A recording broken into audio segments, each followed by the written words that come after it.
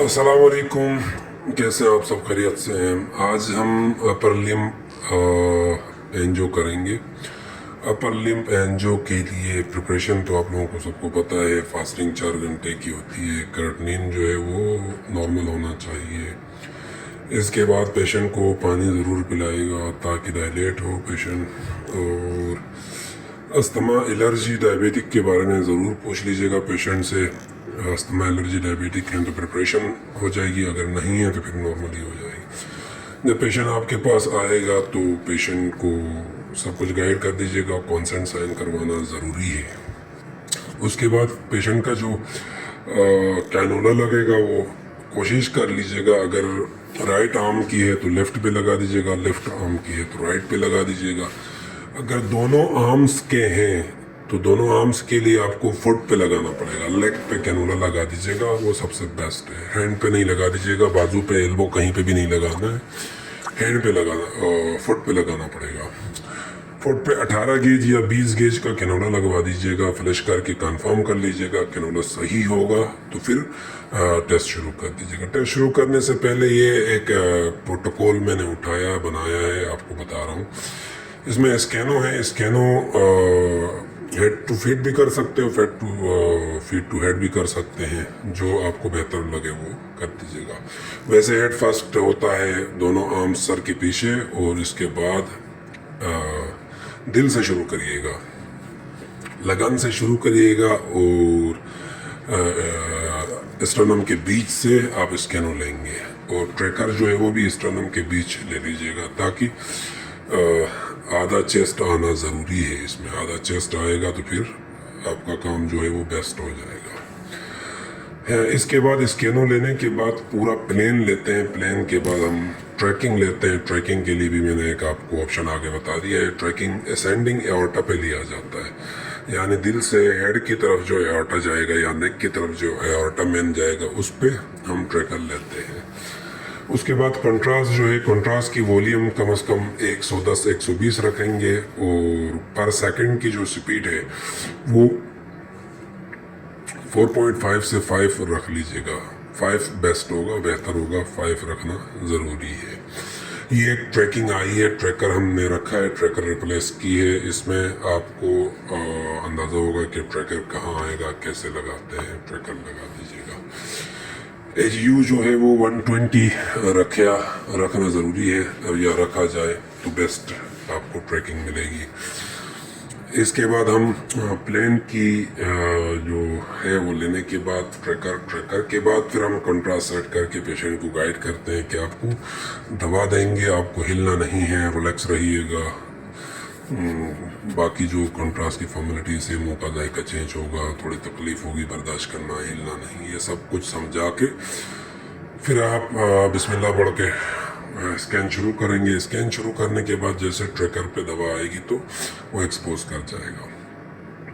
उसके बाद फिर आप आर्टीरियल फेस लेते हो। आर्टीरियल फेस लेने के बाद फिर विनस फेस होती है। अगर आप arterial face feet to head लेते हैं तो विनस फेस आप हेड टू फीट कर दीजिएगा, ताकि इसमें डिले टाइमिंग कम हो जाएगी आपकी। डिले टाइमिंग कम होना भी एक अच्छी बात है, डिले टाइमिंग कम हो जाएगी। उसके बाद पेशेंट को बिठा दीजिएगा, स्कैन चेक कर लीजिएगा। स्कैन में देख लीजिएगा आर्टीरियल कोई मसला तो नहीं कर रही है या विनस कोई मसला तो नहीं कर रही है। बस सूरत दिगर अगर आर्टीरियल में मसला हो रहा है तो आप एक सेकंडों के हिसाब से उसको रिपीट कर दीजिएगा। अगर हिला हुआ हो या कोई मसला हो या कुछ और भी आर्ट इफेक्ट हो या कोई कंट्रास्ट का एरली हो या वो हो, तो आप एकदम से रीस्टार्ट स्कैन करके इसको दोबारा कर दीजिएगा। और उसके बाद फिर वेनस फेस ले लीजिएगा। वेनस फेस ज़रूरी है, तो इसमें डिले नहीं लिया जाता है। डिले नहीं लिया जाता है। जैसे अपर लिम्ब पे डिले नहीं लिया जाता है, वैसे लोअर लिम्ब्स में भी डिले नहीं लेते हैं। सेम प्रोसीजर्स होते हैं अपर लिम्ब्स एंजियो और लोअर लिम्ब्स एंजियो, यानी लेग का एंजियो और बाजू का एंजियो में कोई डिफरेंस नहीं होता है। दोनों सेम प्रोसीजर्स होते हैं, सेम तरीक़ेकार, कोई डिफरेंस नहीं होता है। बस पार्ट का डिफरेंस है।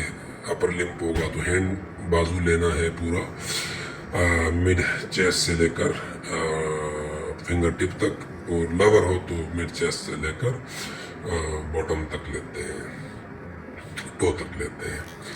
इसके अलावा इसमें कोई ऐसी खास कोई चीज़ नहीं है, बस स्कैन करते हुए थोड़ा रिलैक्स होकर कर दीजिएगा। इसमें परेशान होने वाली कोई बात नहीं है, नॉर्मली एक सिंपल स्कैन है, एक दो दफ़ा करने से बेहतरी आ जाएगी।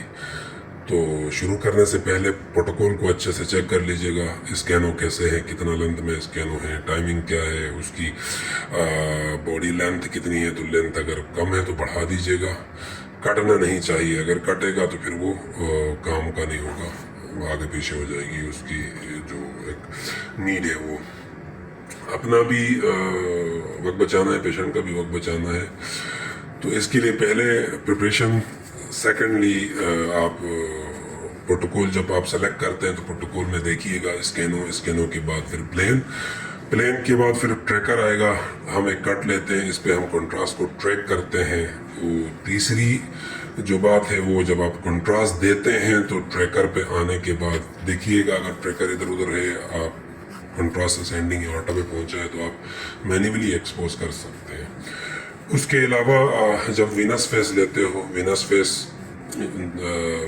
आर्टीरियल में आप लोग कंट्रास्ट को फॉलो करते हुए मिड चेस्ट से लेकर फिंगर टिप तक जाते हो। फिंगर टिप तक लेने के बाद अगर कोई मसला होता है रिपीट कर दीजिएगा, अगर मसला नहीं होता है तो फिर उसके बाद आप विनस फेस ले लेना। विनस फेस लेने के बाद फिर उसको चेक एक दफ़ा ज़रूर कर देना, आर्टीरियल फेस और विनस फेस। पेशेंट कैनोला ऐसे लगे रहने देना, टेबल पे रखना। चेक करने के बाद जैसे मैंने आपको एक 3D दिखाई है, इसमें चेक कर दीजिएगा सारी चीज़ें क्लियर है, सारा कुछ एक्यूरेट है, तो फिर आप इसको चेंज कैनोला निकाल के पेशेंट को आउट कर दीजिएगा। इसमें सबसे इम्पोर्टेंट जो बात है, कोशिश कर लीजिएगा कि इसकी कैनोला जो है वो लेग पे लगना चाहिए। अगर राइट आर्म है तो लेफ्ट आर्म पे, लेफ्ट आर्म है तो राइट आर्म पे एक्सचेंज करके लगाना है। और दूसरी बात, अगर दोनों आर्म्स की है तो आपको लेग पे लगाना होगा। इसमें कैनोला जो लगाया है वो उन्होंने लेफ्ट आर्म पे लगाया है। मे भी पॉसिबली ये राइट आर्म हो, एंजियोग्राफी राइट आर्म की हो। अगर राइट आर्म की नहीं है तो फिर ये कैनोला गलत लगाए, एल्बो पे कैनोला लगाए लेफ्ट आर्म का। तो कोशिश कर लीजिएगा कंफर्म करना कि पेशेंट से क्या मसला है, और डॉक्टर प्रिस्क्रिप्शन ज़रूर देखिएगा। अगर डॉक्टर कहता है कि राइट आर्म तो राइट आर्म, अगर डॉक्टर कहता है लेफ्ट आर्म तो लेफ्ट आर्म, और अगर डॉक्टर कहता है कि बोथ आर्म्स तो बोथ आर्म्स। बोथ आर्म्स के लिए आपको कैनोला लेग पे लगाना होगा, लेग पे लगा के फिर ट्रैकिंग लेनी होगी। तो इंशाल्लाह इसको ज़रूर देखिएगा वीडियो को, और अगर इसमें कोई चीज़ समझ में ना आए या कोई प्रॉब्लम करे तो प्लीज़ मुझसे पूछ लीजिएगा। और आप लोगों की सपोर्ट और आप लोगों की कोशिश और आप लोगों की मेहनत लगन की वजह से मैं वीडियोस बनाता हूँ, तो ज़रूर देखिएगा। अगर किसी को समझ में नहीं आया तो इंशाल्लाह पूछ लीजिएगा। और ये वीडियो शेयर ज़रूर करना कि किसी और का भी भला हो। जो देख रहे हैं उनका बहुत बहुत शुक्रिया, और जो नहीं देख रहे हैं, जिनको नहीं भेज रहे हो तो भेज दीजिएगा, ताकि किसी और स्टूडेंट की, किसी और की भी भला हो जाए। Thank you so much. और कोशिश कर लीजिएगा कि सपोर्ट मिल जाए आप लोगों की। आप लोगों की सपोर्ट हो जाएगी तो इंशाल्लाह वीडियोस अच्छी भी बनेंगी और क्वालिटी वाली वीडियोस बनेंगी, और आपको समझाने में कोई मसला नहीं रहेगा इंशाल्लाह। Thank you. अस्सलाम वालेकुम।